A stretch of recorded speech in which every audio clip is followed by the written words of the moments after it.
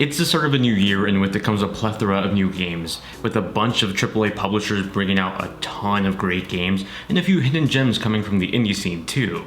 There's a lot to look forward to this year, but here are the top 10 games I'm looking forward to the most in 2020.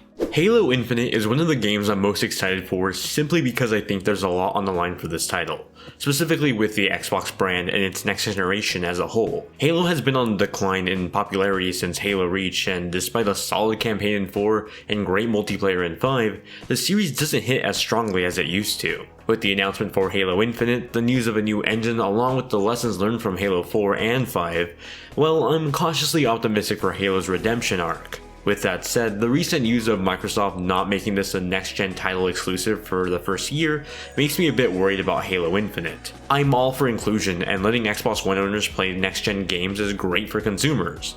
However, it's no lie that it means that the first few next-gen games like Halo Infinite will have to be held back technically. These games would need to be built for the Xbox One S and then scaled upward to Series X, rather than the ground up for Series X from the get-go. With all that said, I strongly believe that 343 knows how much is on the line with this new entry, both for them as the studio behind modern Halo, and for the next generation Xbox.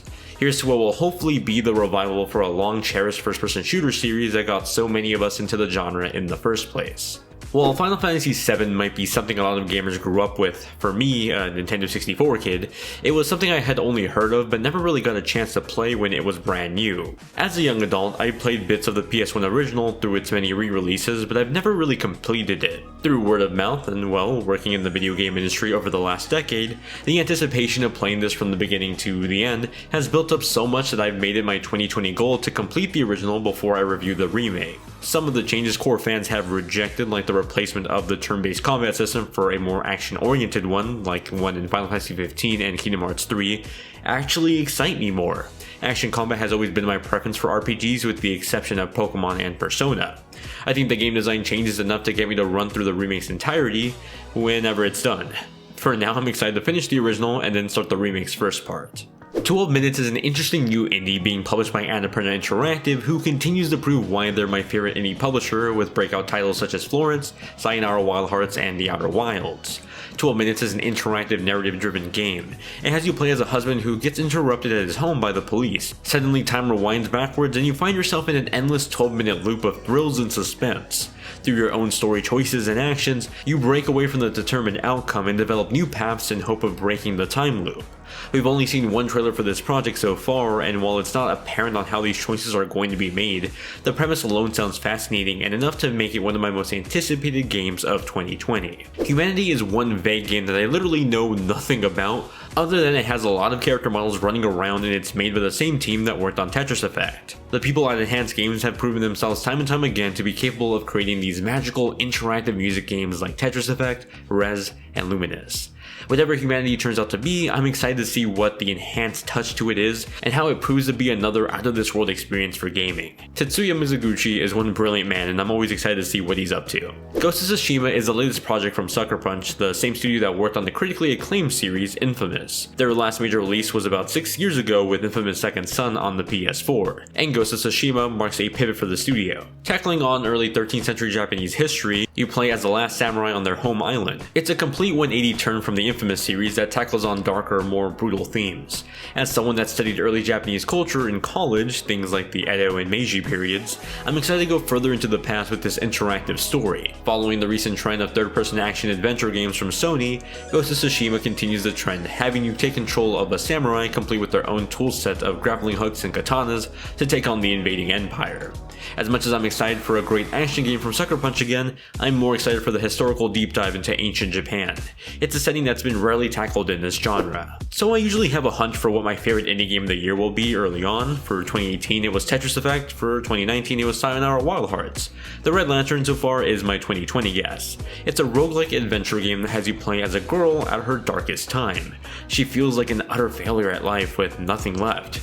As a challenge to herself, she decides to compete in the Iditarod, and so she takes it upon herself to gather a team and compete. Through resource management and survival elements, you try to survive the snowy tundra as the musher who is trying to make a name for herself, trying to get one thing done right.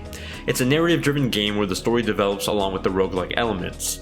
At the very least, the trailer depicts this as a game that'll pull at your heartstrings, and that was enough to catch my interest. I'm very much looking forward to this, hopefully making me ugly cry.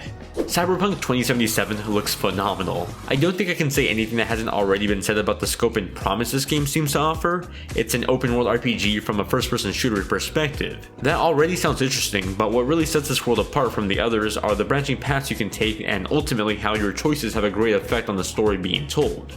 Those narrative choices not only affect the story, but also the gameplay. Depending on the upgrades or features you take, your character can be a genius hacker or a muscle soldier, thus giving you different routes on your missions. This all takes place in the free state of California, where corporations now have a greater emphasis on society than it ever has. A story of revolting, conspiracy, and corruption, all waiting for you to dive into. The Last of Us was my favorite game on PS3. It told the gruesome and depressing tale of life after the apocalypse, society falling apart at the wake of cordyceps slowly tearing apart the world. It painted the story of who really was the hero and villain of this world, questioning your own morality by the end of it.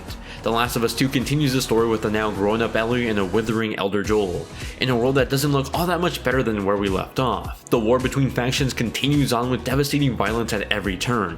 Still, I'm excited to see the continuation of these two characters I fell in love with back in 2013. With Naughty Dog putting the full force of what they learned from making Uncharted 4 and The Lost Legacy on PS4, I'm excited to see the send-off to the console with The Last of Us 2. I instantly fell in love with the art style for Spiritfarer during its E3 2019 reveal, and that love was only further proven when I had a hands-on with it on the show floor. At its heart, it's a resource management simulator, but with the heavy, more touching premise as the backdrop of it all. You're the ferry master of this boat that guides passed away spirits to the afterlife. As the ferry master, it's up to you to complete the final wishes of these spirits before they finally find peace and transcend onward. It's adorable, cute, and touching. I can't wait for more people to get hands-on with it. There isn't a lot known about A Way to the Woods at the moment. It was originally intended to be released in 2019, but was later delayed to 2020. Taking place in a world where civilization has collapsed, leaving nothing but the withering structures of the past, two deer travel across the remains in search of survival. It's designed as a third-person adventure game that's been heavily inspired by The Last of Us and animation such as Princess Mononoke and Spirited Away. So far, the premise sounds mysterious, but whimsical at the same time. To me, it seems like a brighter, peppier feeling Limbo or Inside. I'm very excited to see the story it decides to tell. And those are the top 10 games I'm looking forward to the most in 2020. Of course, there's plenty of other ones like Animal Crossing New Horizons and Doom Eternal, but these are my top 10. I'm really happy that it's split between AAA games and indie games because I also find myself liking indie games more and more the older I get, and they're really the games I look forward to the most. And I'm really looking forward to a lot in 2020. But let me know what you're looking forward to the most in 2020 in the comments down below. Thank you all very much for watching, and I'll see you all in the next one.